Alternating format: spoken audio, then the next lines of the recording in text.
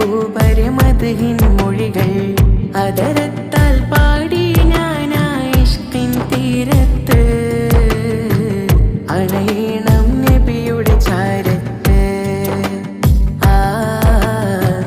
നബിയോര് നടന്ന മദീനത്ത് ഹൃദയത്തിൽ എഴുതിയ വരികൾ മെഹബൂബരെ മദ്ഹിൻ മൊഴികൾ അതരത്ത്